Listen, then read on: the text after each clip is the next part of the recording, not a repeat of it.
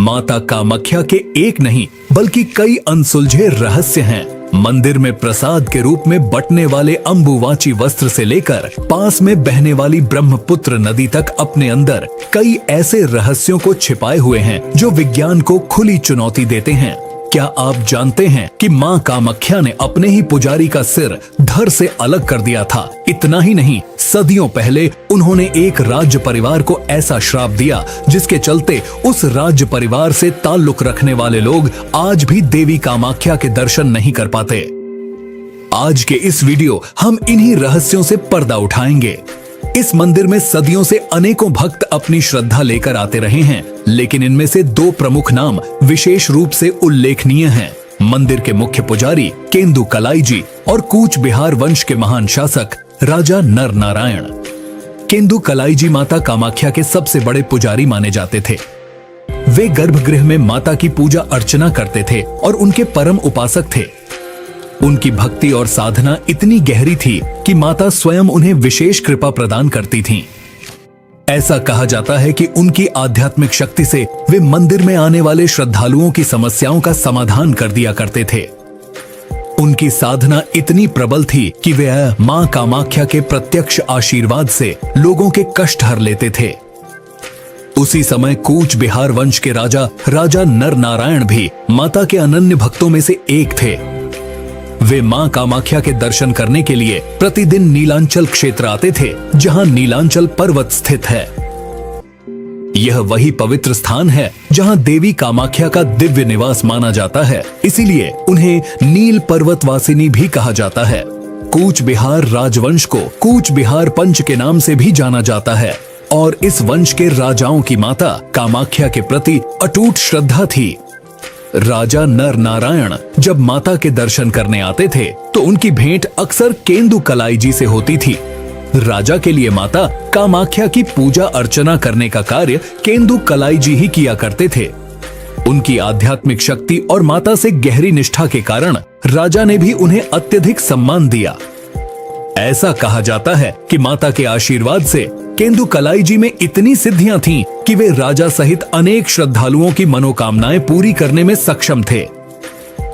एक दिन एक पीड़ित मां अपनी मृत बच्ची को गोद में लिए हुए रोती बिलखती केंदु कलाई जी के पास पहुंची। उसकी आंखों में आंसू थे और वह करुण स्वर में बोली, हे पुजारी बाबा, मैं बहुत दुखी हूं। मेरी बेटी अब इस दुनिया में नहीं रही, लेकिन आप ही मेरी आखिरी उम्मीद हैं। मेरी विनती है कि माता कामाख्या की कृपा और आपके दिव्य आशीर्वाद से मेरी बेटी को फिर से जीवित कर दें। यह सुनकर केंदु कलाई जी गंभीर हो गए। उन्होंने गहरी सांस लेते हुए उस मां से कहा, बेटी, यह संभव नहीं है। मृत्यु एक अटल सत्य है और इसे बदला नहीं जा सकता। यह प्रकृति का नियम है कि जो एक बार चला जाता है वह वापस नहीं आता। लेकिन उस मां की आस्था अडिग थी। उसने रोते हुए कहा, मुझे पूरा विश्वास है कि यदि आप माता से प्रार्थना करेंगे तो वे आपकी बात को अवश्य सुनेंगी। वे आपके सच्चे भक्त हैं, आपकी बात को कभी टालेंगी नहीं। कृपया मेरे लिए माता से प्रार्थना करें। केंदु कलाई जी ने उस दुखियारी मां की आस्था को प्रणाम किया और कहा, यदि तुम्हारी श्रद्धा इतनी प्रबल है तो मैं अवश्य माता से प्रार्थना करूंगा। बाकी सब माता के हाथ में है, वही उचित निर्णय लेंगी। यह कहकर केंदु कलाई जी ने उस मृत बच्ची को अपनी गोद में उठाया और उसे माता कामाख्या की पवित्र पाषाण शिला पर रख दिया। इसके बाद उन्होंने गहरी भक्ति और समर्पण से देवी से विनती की, हे माता कामाख्या, यदि आपको यह उचित लगे और यदि यह बच्ची आपके आशीर्वाद के योग्य है तो इसे जीवन दान दें। मैं आपसे प्रार्थना करता हूँ कि इसे पुनः जीवित कर दें। आपकी कृपा से यह मां अपनी संतान को पुनः देख सकेगी। केंदु कलाई जी की प्रार्थना समाप्त होते ही पूरे मंदिर में दिव्य प्रकाश फैल गया। मंदिर के गर्भगृह से अद्भुत ऊर्जा की लहर निकली और माता कामाख्या ने अपनी अलौकिक शक्ति से मृत बच्ची को जीवन दान दे दिया। जिस बच्ची को कुछ क्षण पहले मृत घोषित किया गया था, वह अब अपनी मां की गोद में किलकारियां भर रही थी। यह देखकर वहां मौजूद हर व्यक्ति जय माता दी, जय केंदु कलाई जी के जयकारे लगाने लगा। यह चमत्कारी घटना पूरे नगर में आग की तरह फैल गई। हर कोई माता की कृपा और केंदुकलाई जी की भक्ति के बारे में चर्चा करने लगा।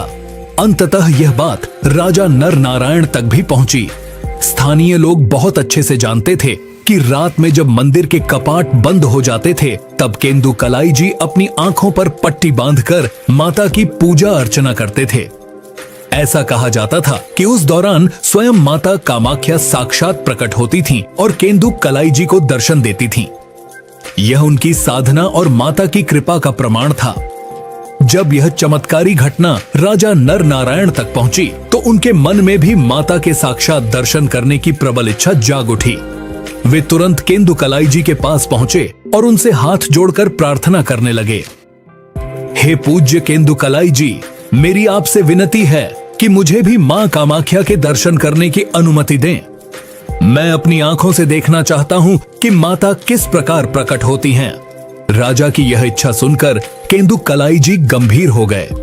वे जानते थे कि माता की आज्ञा के बिना किसी को गर्भगृह में उपस्थित होने की अनुमति देना उचित नहीं था। उन्होंने राजा से कहा, राजन, यह कैसे संभव हो सकता है?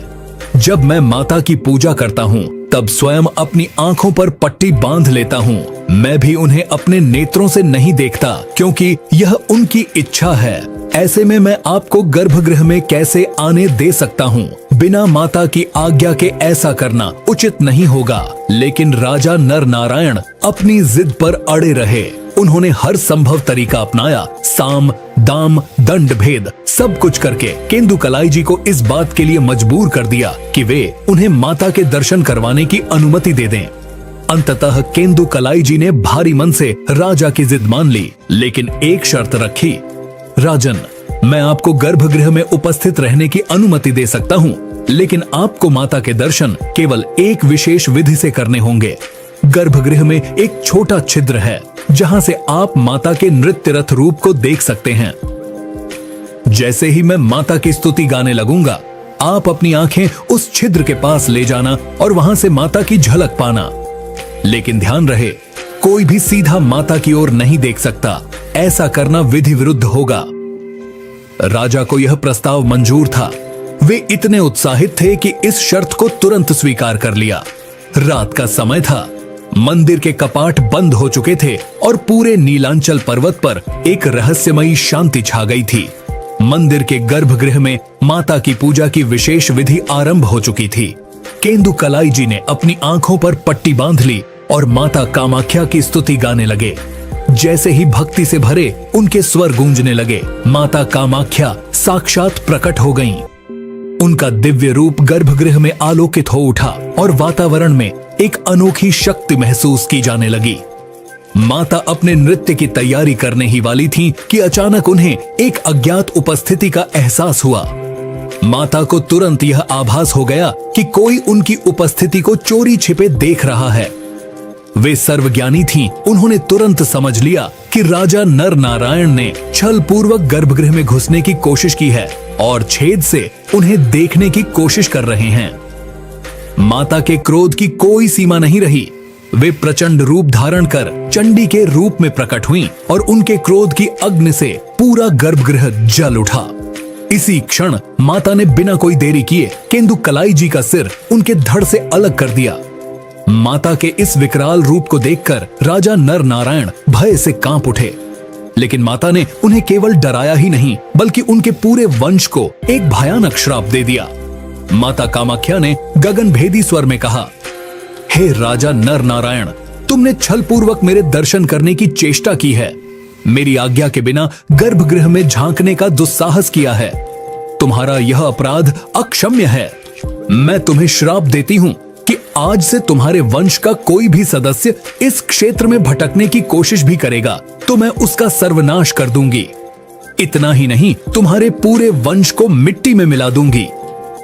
माता के इस श्राप को सुनते ही राजा नर नारायण पर घोर संकट आ गया। वे भयभीत होकर तुरंत मंदिर से बाहर निकल भागे।